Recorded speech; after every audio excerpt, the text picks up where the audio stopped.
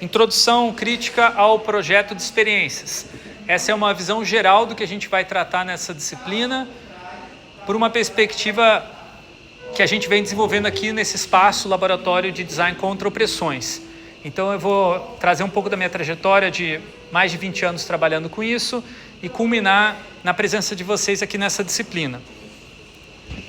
Primeiro de tudo, essa disciplina vai, de novo, ajudar vocês ou confundir vocês a se questionar sobre o que é e o que pode ser design. Vamos partir do princípio aí de que design é mais amplo do que a gente costuma ver em outras disciplinas. Esse núcleo, como eu falei, ele apoia os vários núcleos, então ele não pode partir de uma definição de design muito restrita. Então aqui a gente vai pensar assim, que não é apenas uma característica de um produto. Design não é só uma coisa tangível ou um resultado visual. Ele também não é só uma atividade industrial. Ele não é feito só por profissionais. Ele é, no fundo, uma atividade humana que faz história, mas que também é feita pela história. Em outras palavras, o design muda conforme o tempo. Então, o que é design hoje pode ser diferente do que é design amanhã e do que foi design ontem. Por isso, o projeto de experiências, que muitas vezes não é considerado como sendo design, essa disciplina vai mostrar para vocês que é também. E não é uma confusão só para vocês, estudantes de design, mas também para os professores. Quando eu cheguei aqui, eu fiz primeiro concurso público de Universidade Federal na área de design de serviços e experiências, e eu tive que ouvir de uma professora de que eu não era para estar aqui, porque afinal de contas não é uma área de design. Então existe uma resistência nas disciplinas e visões tradicionais do que é design sobre essa área. E é por isso que a gente precisa ter isso muito bem explicadinho, por isso que a gente precisa ter essa aula. Eu vou fazer uma série de perguntas rápidas aqui para vocês imaginarem e perceberem que essa mudança na atividade projetual do design, ela pode ser evidenciada pelas alterações nas ferramentas, ainda que os objetos de design permaneçam os mesmos. Então eu vou mostrar aqui um exemplo de uma pessoa que está trabalhando uma série de ferramentas. Vocês conseguem dizer que profissão é essa? Que tipo de designer é esse? Olhando a foto? Hein? Tipógrafo? Tipógrafo. O que ele está manipulando ali? Tipos. O que mais que ele está manipulando? Tem mais uma outra coisa aí. Hã? A fonte, mas tem uma outra coisa. A informação, concordo, mas tem uma outra coisa. Hã? Eu acho que não é exatamente o papel que ele está manipulando. Ele está manipulando informação, sim, mas é muito abstrato. Como é que você compõe uma página, com tipos, layout? Então, antes de existir em design, já existia layout, tá? Só que era feito de maneira física. Tinha um processo que não está aparecendo nessa imagem, que é o paste up, tá? Você recortava, assim, colava aquilo que tinha sido já impresso na matriz, ou para compor a matriz. Agora vamos avançar 30 anos. Me diga aí. Que tipo de designer é esse? O que ele está fazendo? Sei que a imagem não está muito boa a resolução, mas o que vocês acham?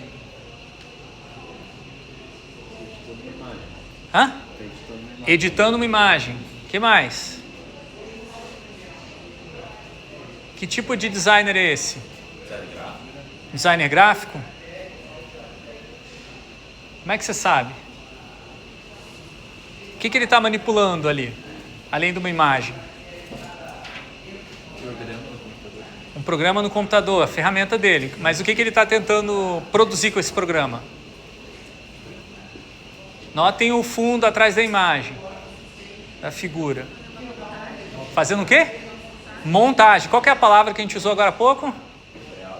Layout. Ele está montando um layout de uma página. Então, notem que a ferramenta mudou. Agora, a composição do layout é digital, mas ainda assim é um layout.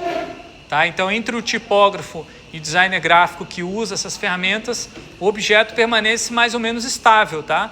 Muda às vezes a impressora, a técnica de impressão, a composição, mas o design gráfico permaneceu estável entre os anos 50 e 80. Agora vamos ver mudanças mais drásticas que aconteceram aí, porque a ferramenta não é a mesma coisa que o objeto. Não confunda o objeto de design com a ferramenta de design.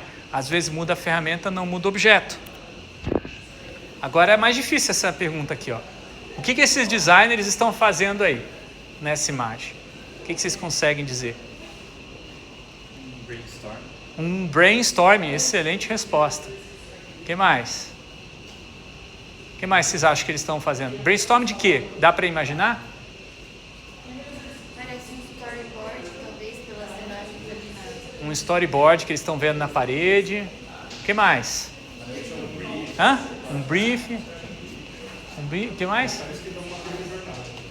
Uma jornada de usuários. Então, vocês conseguiram capturar várias coisas importantes. O projeto é de um carrinho de compras para supermercado com elementos informatizados, smart, né? Como eles dizem hoje em dia. E eles estão se focando na questão da experiência do usuário, do consumidor. Então, por isso, eles têm esses elementos todos colados na parede, informações, a perspectiva de uma jornada. E outra característica nova, que vai se consolidar a partir dos anos 90, equipes multidisciplinares de designers de várias áreas trabalhando juntos. Bom, e essa imagem aqui, que é bem mais próxima de vocês, é uma foto tirada no ateliê, um estúdio da Apple Developer Academy na PUC do Paraná, 2018, penso eu. O que vocês acham que esses designers estão projetando?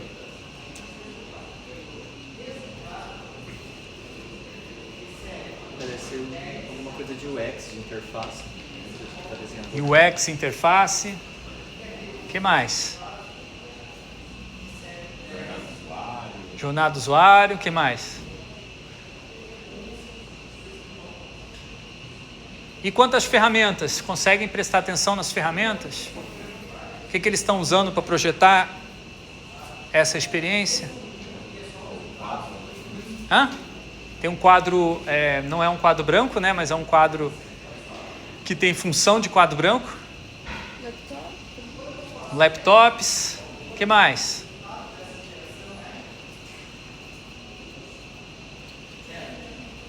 Vocês notaram o modelo de Lego ali embaixo? Aquilo não é decoração, tá? É um modelo do jogo que eles estão criando. É um modelo do mundo desse jogo que eles estão imaginando aí. Então notem que o objeto de 1990 até 2010 continuou mesmo. As ferramentas mudaram, mas ainda é o foco na experiência. Tá? E agora esse aqui?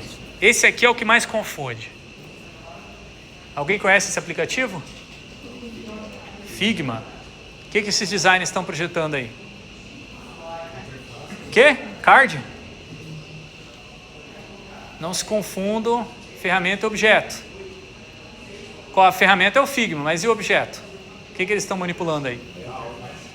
Layout? Não.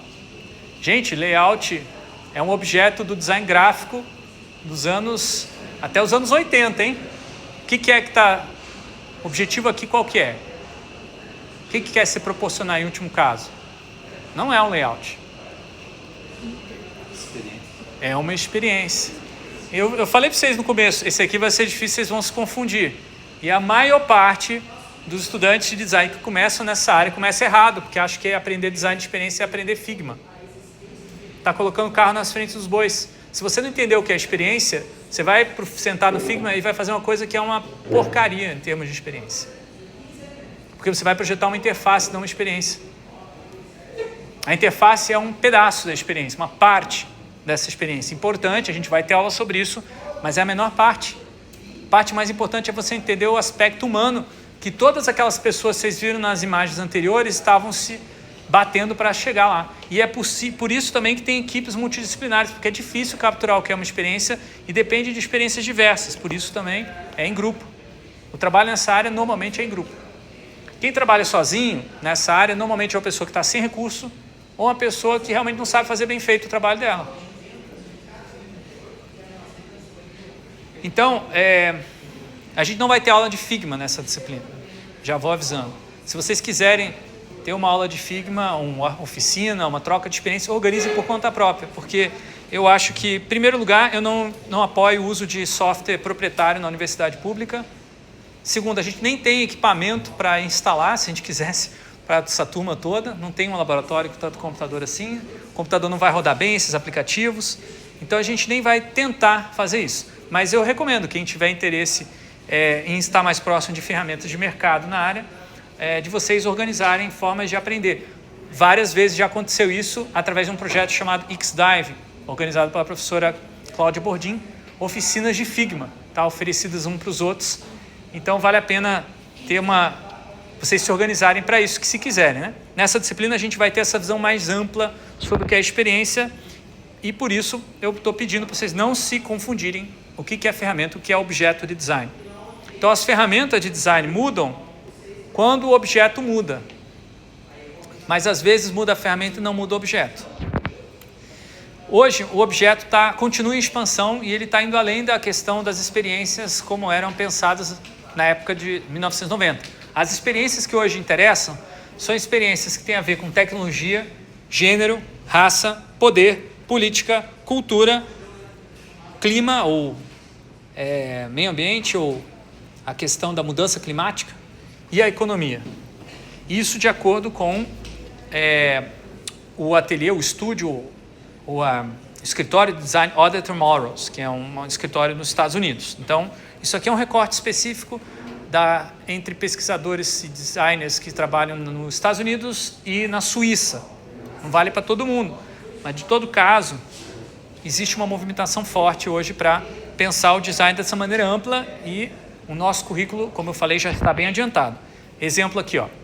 Nós temos, nesse mesmo levantamento do Other Tomorrows, um diagrama que mostra as escolas de arte e design especializadas, tradicionais, mais conhecidas, né, como o Royal College of Arts no Reino Unido, o Politécnico de Milano, na Itália, a New School Parsons, nos Estados Unidos, e vários outros que estão ali.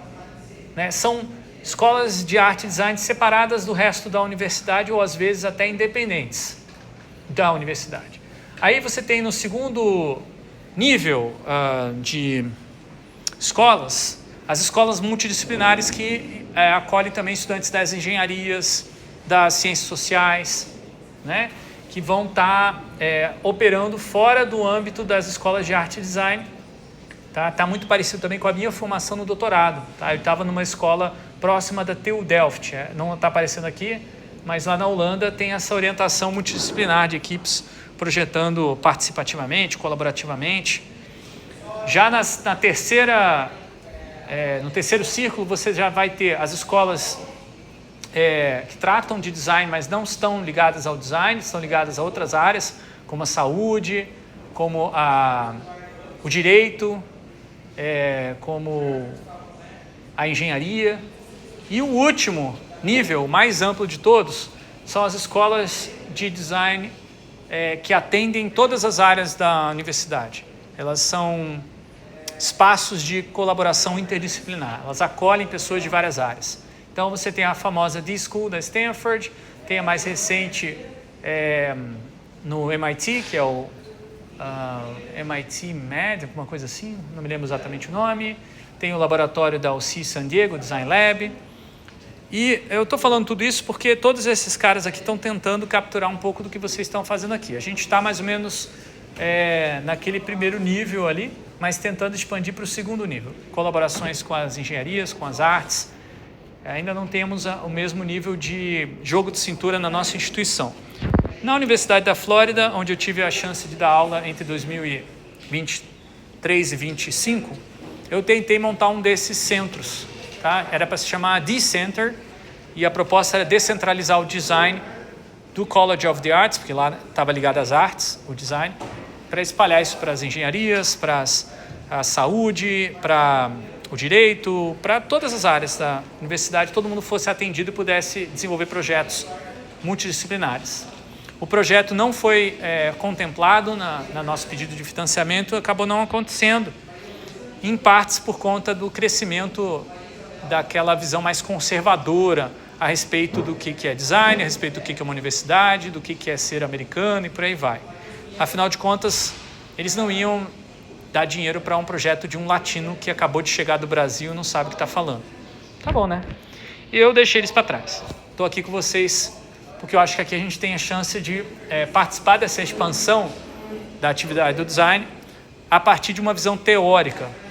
E é isso que faltava lá na Flórida, falta em outros lugares também. E fica muito confuso quando você está tentando entender tudo isso se você não tem um fundamento teórico. Então, que teorias existem para dar conta da expansão do objeto de design? Eu já comentei anteriormente, na primeira parte dessa aula, que nós temos as 4 ordens de design identificadas pelo Richard Buchanan, em 1992. Na primeira ordem você tem os signos, na segunda ordem tem produtos, terceira ordem interações, quarta ordem sistemas. Cada uma dessas ordens, respectivamente, inclui a anterior. Então, os sistemas incluem interações, produtos e signos, interações incluem produtos e signos, e produtos incluem também os signos. Essa é uma teoria. Outra teoria está inclusa na minha tese de doutorado, a teoria do design expansivo.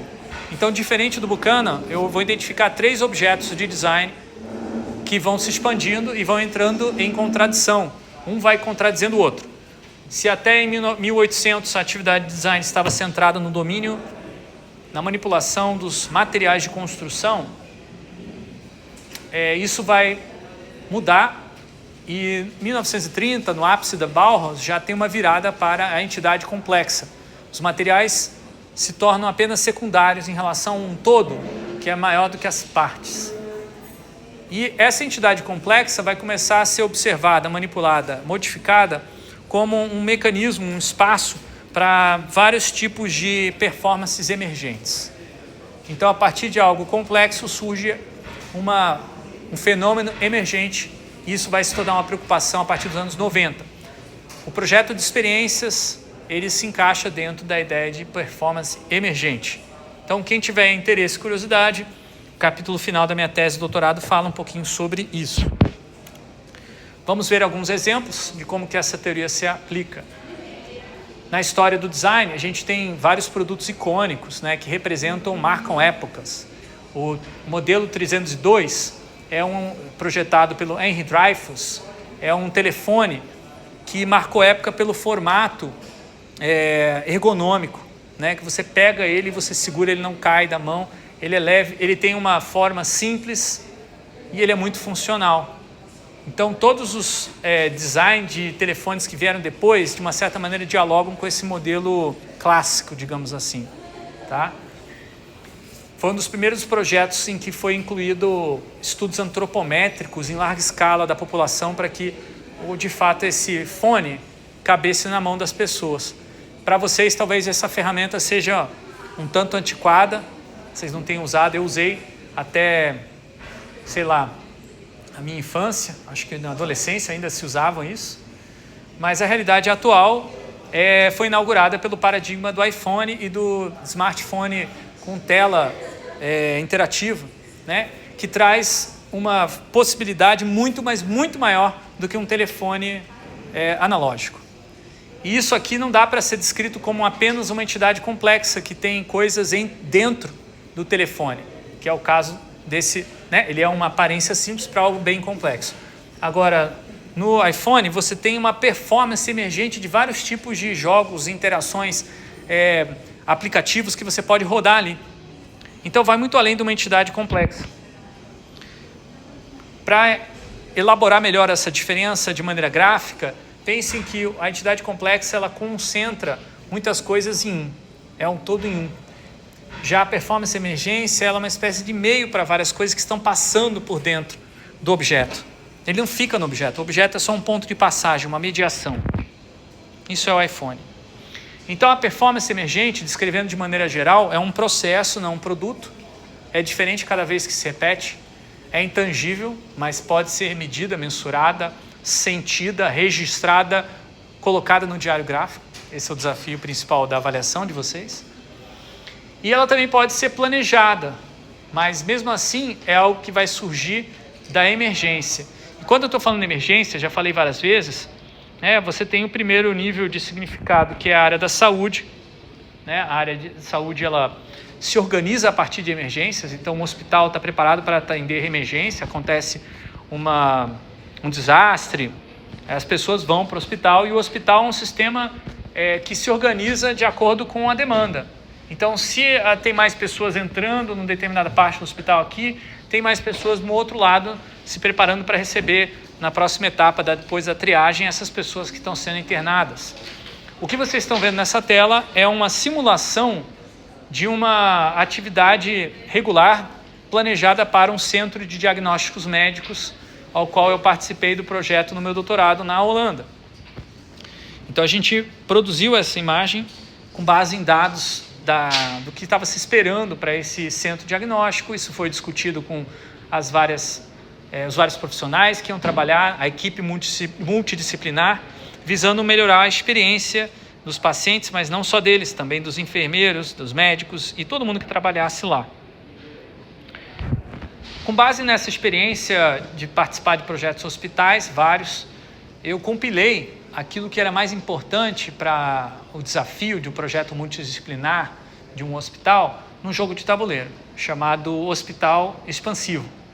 Esse jogo de tabuleiro ele foi testado com estudantes de engenharia, estudantes de design, estudantes de arquitetura e também com os profissionais da área de construção civil, para validar se esse jogo realmente era realista. E de fato ele foi bem validado.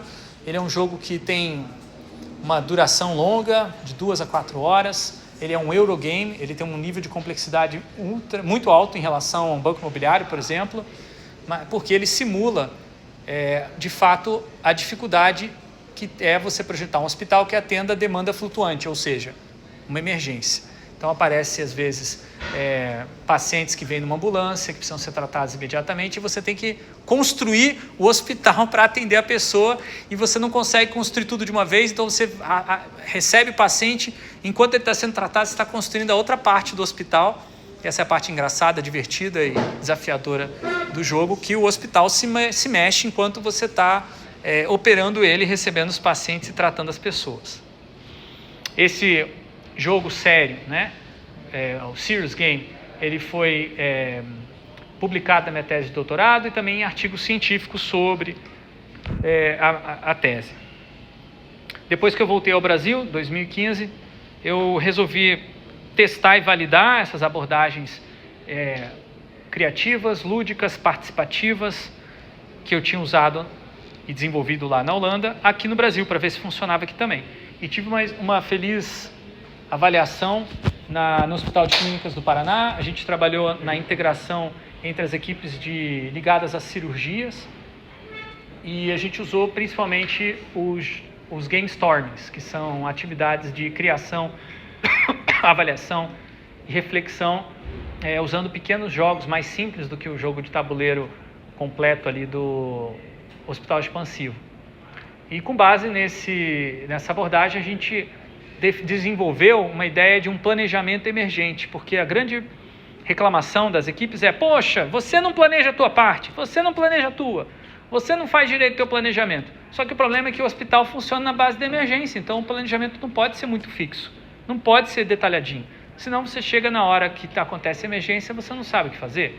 Então eles começaram a sacar que precisavam pensar maneiras de planejar mais genéricas, mais amplas, mais flexíveis, e o game storming começou a ser incorporado como uma dessas práticas de planejamento. Então, depois que a gente terminou as oficinas, eles continuaram usando essas ferramentas. Eu continuei explorando essas abordagens lúdicas, criativas, e agora incorporei o elemento de empreendedorismo quando eu fui trabalhar com o Hospital Marcelino Champagnat, na época que eu ainda trabalhava na PUC do Paraná. Então, a gente fez um estudo de campo, pesquisou o que eram as demandas e necessidades principais daqueles pacientes, trabalhadores.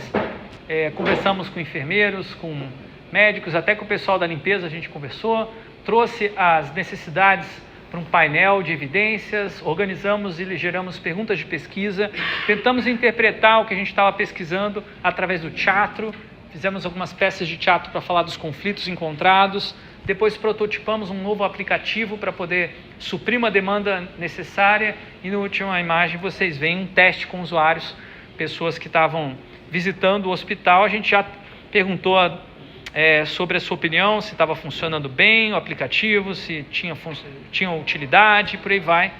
Isso aqui foi o que a gente chamou de design shopping, uma imersão de design dentro de um hospital, organizada pela Hot Milk, que é o braço de inovação aberta da PUC do Paraná. Então, o que eu queria trazer de maneira mais ampla, que redefine o que é design, a partir da experiência, do projeto de experiências, é que projetar não tem nada a ver com controlar. Não é um sinônimo.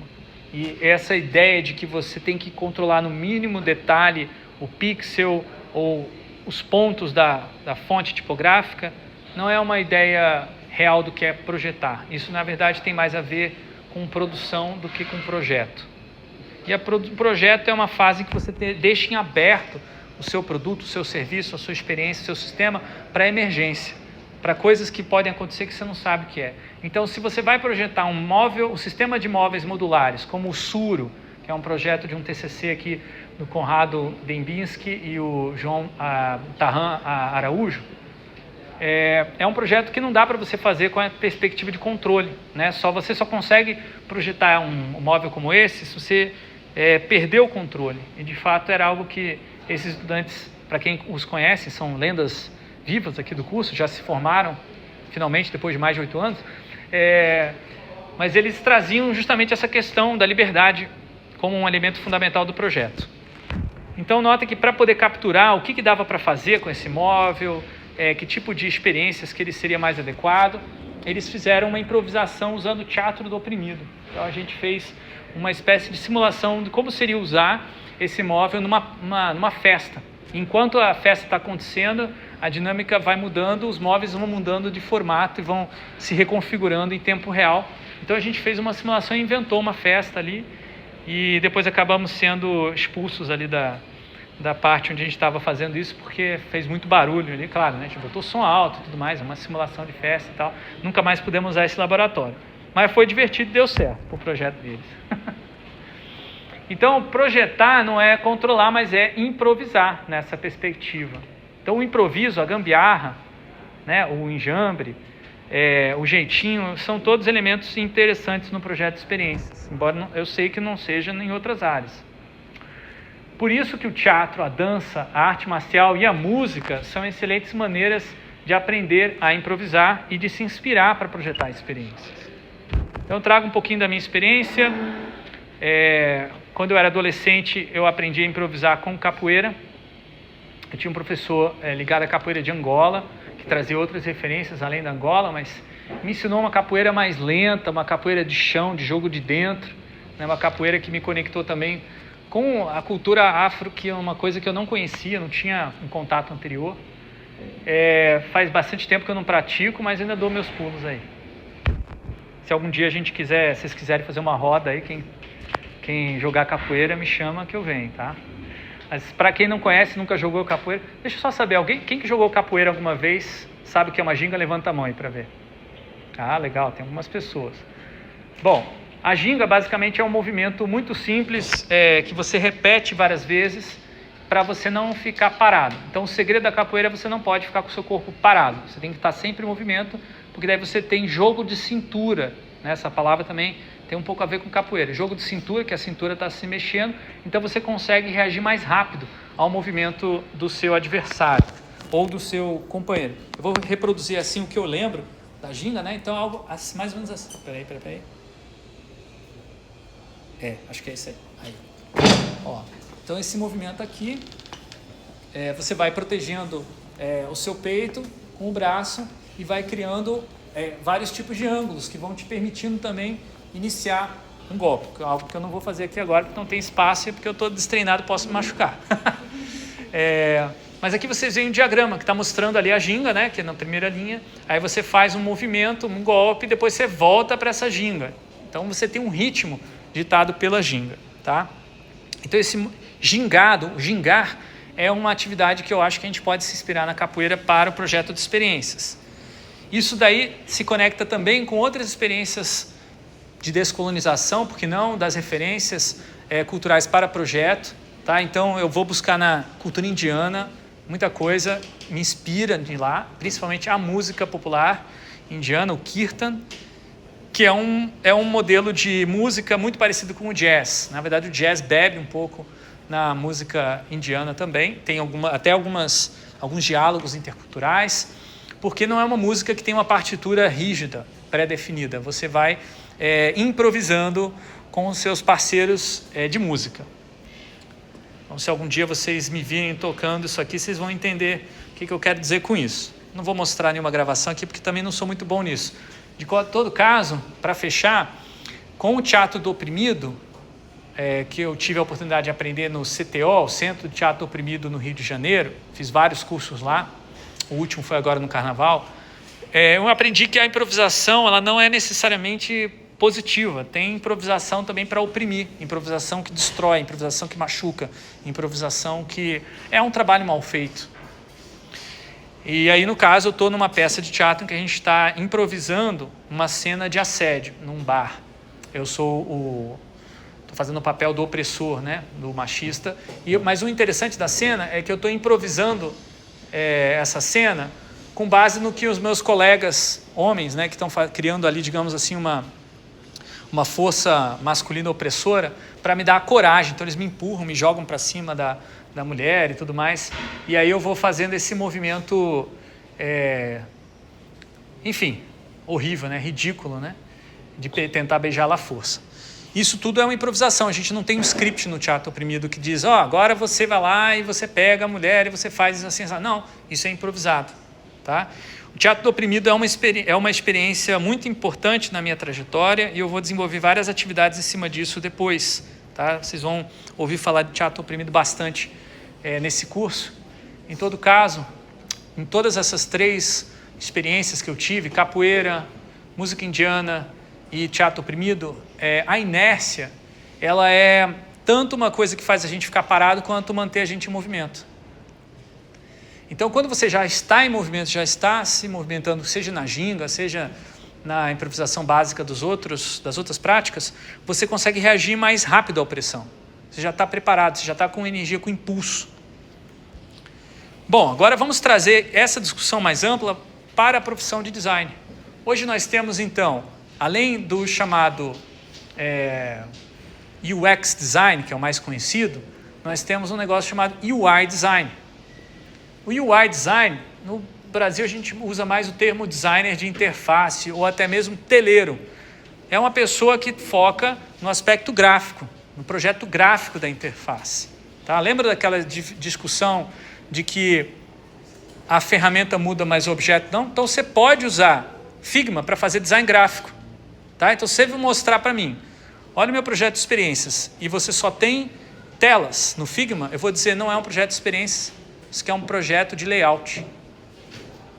Projeto de layout, é um projeto gráfico, é igualzinho o que o cara estava fazendo lá atrás, quando estava compondo um layout com os tipos. É a mesma ideia, pegar uns pedacinhos de coisa, botar numa composição e as questões da experiência são negligenciadas. Para capturar a experiência você precisa de outras ferramentas, outros diagramas, outras formas de capturar isso. E a gente vai tratar deles aqui nessa disciplina, por isso que eu falei que a gente não vai focar em UI nessa disciplina, a gente vai focar mais em UX. Tá? UX tem a ver com pesquisa com usuários, tem a ver com estruturas de navegação, tem a ver com a escrita, a redação. Agora, mais recentemente, tem um elemento novo, uma maneira nova de estar na profissão de design, que é o chamado Product Design, mas não tem nada a ver com design de produto. Quem já tinha ouvido falar desse Product Design que eu estou... muito bem, vocês estão bem atualizados, ótimo. Eu vou dar minha opinião agora de como eu estou vendo isso. Eu nunca trabalhei como Product Designer no mercado, já trabalhei até o UX, porque na minha época não existia ainda, tá? Eu deixei o mercado de trabalho em 2011. Naquela época ainda não tinha essa fusão entre um designer que trabalha pensando no usuário e um designer que trabalha pensando nos negócios. É isso que é um product designer. Ele tem uma base de gestão, ele tem uma base de gestão de projetos, gestão de produtos, de brand, de marca, de posicionamento de mercado. E muitas vezes ele negligencia os aspectos da experiência do usuário, sabe pouco, e muito menos sabe sobre interface. Pode acontecer também, em especial nas empresas pequenas, que o product designer faça os três. Faça UX, UI, ainda mais a parte de gestão. Pode acontecer. Não é o ideal. Em geral, uma pessoa só não consegue fazer isso bem feito, as três coisas bem feito, tá? UI, UX, é possível uma mesma pessoa fazer bem feito? Na minha opinião, não também. Tá? Quem fala que é UI, UX, na minha opinião, é UI. Tá? Então não me venha falar que você é UI, UX, eu vou ler, você é UI. Se você é um bom UXer, você é só UXer. O UI você quebra um galho, mas você é UXer. Ou seja, você é uma pessoa que prioriza a compreensão da experiência nessa totalidade que eu estou trazendo aqui para vocês. Tá? Então o UI tem muito mais a ver com uma pessoa que está na primeira ordem do design. O UX tem a ver com a terceira ordem do design. E curiosamente, o Product Design tem a ver com a segunda ordem do design. Ou seja, não é exatamente uma expansão aí. É uma volta, é um retrocesso, eu diria, na expansão da atividade do design. É contraditório. Tá? O que eu acho que é mais amplo do que o Product Design, e o diagrama que está correto, é o Service Design. O design de serviço é muito mais amplo do que o Product Design, e eu acho que deveria ter mais gente no mercado do trabalho trabalhando com Service do que Product. Mas por que isso não acontece? Porque no Brasil não tem formação em design de serviços boa. Pouquíssimas pessoas sabem a diferença entre uma coisa e outra aqui, em especial entre o Service Design e o Product Design. Mas a gente está aqui tentando fazer essa diferença. Eu gostaria de estar ministrando a disciplina de projeto de serviço, agora estou ministrando o projeto de experiências. Em todo caso, a expansão de uma atividade implica necessariamente, então, a redução de outras atividades. E isso vai muito além daquilo que se refere ao design ou às equipes ligadas ao design dentro de uma empresa. Notem que a expansão do Product Design ela é coetânea, ou seja, acontece ao mesmo tempo com a redução do trabalho manual devido à automatização. Aqui eu trago o exemplo da loja do Mufato autônoma. Alguém já foi nessa loja? Não? Ela, não sei se ainda está aberta, mas eu fui nela alguns anos atrás, lá no Água Verde. Alguém sabe se ainda está aberta? Está aberta. Está aberta ainda? É uma loja copiada, não é copiada, inspirada no modelo da Amazon, em que não há caixas, não há pesos fiscais, é tudo gerenciado pela tecnologia da informação. Então você entrou lá, você está sendo rastreado, você pega um produto e você leva para o caixa automático, o self-service, né? Paga e vai embora. Uma coisa curiosa, a princípio a ideia aqui, a automatizou não tem mais empregado nenhum, né? Talvez só o pessoal da limpeza e tal, mas daqui a pouco eles botam um robô. Agora, uma coisa curiosa é que todas as vezes que eu fui nesse mercado, tinha uma senhora sentada nesse café na entrada. Todas as vezes. E ela sempre puxava papo com quem chegava. E eu desconfio um tanto que essa mulher foi contratada pelo Mufato para quebrar o preconceito ou talvez a desorientação de quem nunca foi numa loja autônoma. Porque ela olhava a pessoa assim, se batendo no sistema, nos totens, sei lá o que, e falava assim, você está com dificuldade aí? Você precisa de alguma ajuda? Isso é difícil mesmo de usar, eu não sei fazer, não sei mexer não. Mas vem cá, vamos conversar, não sei o que, é legal, né? Modernidade. Fazia uma propaganda da Mufato, parecia tipo assim que o senhor Mufato era filho dela. Sei lá. Não, é muito engraçado que parece que as pessoas sentem falta dessa interface humana, então botaram essa senhorinha ali para quebrar um pouco a barreira. Né? O fato é que ela estava sempre lá, qualquer horário do dia ela estava lá. Ela parecia que estava tomando café, estava com o cachorrinho dela, mas ela era com certeza uma funcionária ou alguém muito, entusiasta dessa causa da loja autônoma. Em todo caso, eu recomendo altamente para essa disciplina você visitar esse lugar e você documentar a sua experiência, tá? É uma das atividades interessantes para essa disciplina. Agora, tem um aspecto negativo dessa automação, que é o trabalho manual que não pode ser automatizado, não vai ser automatizado, que está sendo cada vez mais escondido por essas várias camadas de interfaces digitais que estão sendo interpostas entre usuários e fornecedores de serviço. O caso mais evidente disso são os trabalhos de plataforma. os trabalhos plataformizados por sistemas como iFood, Uber e vários outros que vão colocar os trabalhadores de entregas, os trabalhadores manuais, numa situação de risco, sem ter direitos trabalhistas, tendo que arcar com o caso de um acidente que gera uma inviabilidade de trabalho, sem ter uma segurança no emprego, se não vai ter aposentadoria e vários outros problemas, né, que estão ligados ao que a gente chama hoje de precarização. Então, os designers, product designers, trabalham justamente na maquiagem que esconde essa exploração do trabalho, essa desigualdade social que existe entre trabalhadores e usuários. Se no passado UX designers defendiam que a experiência do colaborador ou do trabalhador era tão importante quanto a do usuário, o product designer dificilmente vai levantar essa bandeira. O product designer ele toma o lado do produto, da empresa, do cliente. Ele não toma o lado dos usuários. E é por isso que a gente vê cada vez mais product designers no mercado, vagas de product design, cada vez menos UX designer. E o UX designer ele traz um viés ético para o trabalho que muitas vezes empresas não estão interessadas. O UX designer está do lado dos usuários. Ele defende os usuários, inclusive contra os objetivos de negócio da empresa, tentando buscar uma espécie de um balanço, um meio termo. É muito parecido com a ideia de um advogado também. O advogado ele não está só de um lado, ele está ali representando uma negociação. O product designer ele não tem mais esse perfil negociador de defesa, né, dos direitos dos usuários, né? Então, o que ele vai fazer? Vai empobrecer a experiência do trabalhador para enriquecer a experiência do usuário. E a interface, como eu diria, né, a UI design, esconde tudo isso. Então, às vezes, um UI designer ele não vai nem saber que ele está projetando uma interface que faz o entregador ter uma sensação de que ele precisa entregar mais e mais e mais e trabalhar mais e mais rápido e correr cada vez mais riscos de um acidente cujo dano não será arcado pela empresa. Muitas vezes pode até levar a uma situação de incapacidade ao trabalho, uma lesão permanente. A pessoa pode ficar aleijada por conta disso, né? Com deficiência, e a empresa não arca com nada disso, às vezes não tem nenhum direito trabalhista que protege essa pessoa. Tá? Isso muito em parte por causa dos elementos de gamificação do aplicativo do iFood. Tá? Então, quando você passa perto de um entregador desse, você já deve ter ouvido iFood, iFood, iFood. Já ouviram isso? Aquilo ali é um design sônico, um design sonoro de propósito feito para gerar ansiedade. Se você que não é um entregador já sente que alguém está te empurrando, imagine uma pessoa que realmente precisa prestar atenção naquilo e aguentar. E notem, não é uma voz feminina, é uma voz masculina, patriarcal, coletiva. Né? Não é uma voz só, é como se fosse um grupo de pessoas dizendo iFood, iFood, iFood. Quer dizer, não é uma coisa agradável, né? É uma coisa que gera estresse.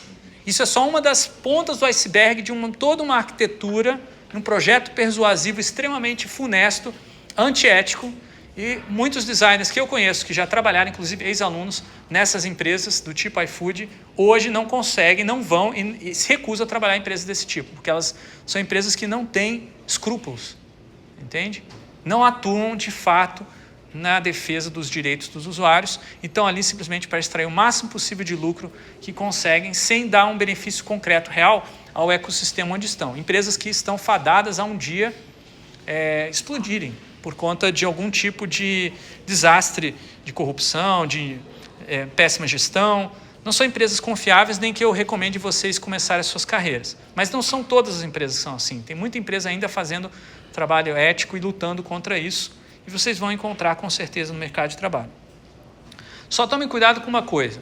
Essa precarização que designers no passado eram perpetradores, ou pessoas que contribuíam para a precarização do trabalho do outro, agora voltou-se para si. O feitiço voltou ao feiticeiro e você já tem trabalho de plataforma para designers. 99 Designs é só um deles. Se você se inscrever lá, convencer ele a ser um bom designer, você pode começar a pegar um monte de freelance pelo aplicativo deles. Não precisa mais bater ponto em um escritório, você pode trabalhar em qualquer lugar, pode ser um nômade digital, mas você vai ter que enfrentar todos aqueles riscos que eu estava falando anteriormente, como se você fosse um entregador de logos, de identidade visuais, cartões postais, flyers impressos. Eu não recomendo alguém que está fazendo um bacharelado ir por esse caminho, a não ser que seja como curiosidade por um tempo, porque não é uma carreira muito promissora, tá, gente? Então, quem está sempre em movimento, gingando, reage melhor à opressão. Então, a gente tem observado essas mudanças, as viradas do UX design para um lado mais opressivo, e a gente começou a desenvolver um projeto inspirado no teatro do oprimido, chamado Teatro do Tecno-Oprimido. Então, esse projeto, a gente, usando o corpo, reconstrói as interações que os aplicativos opressivos propõem.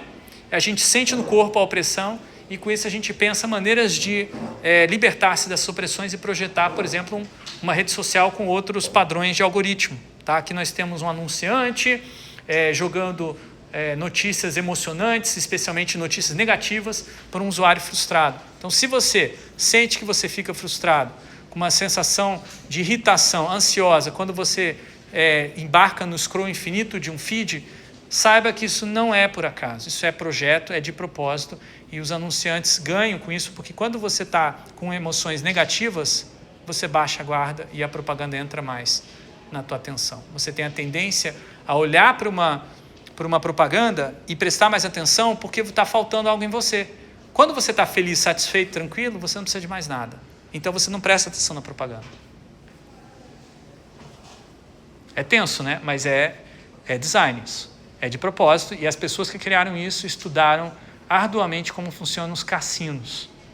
Tá? Os caras foram no cassino, fizeram uma pesquisa de experiências parecida com o que vocês vão fazer aqui e trouxeram tudo que era de mais opressivo para dentro das redes sociais. E hoje nós temos aí problemas seríssimos, maiores do que esse, que é a frustração, chegando ao limite do suicídio, chegando a situações de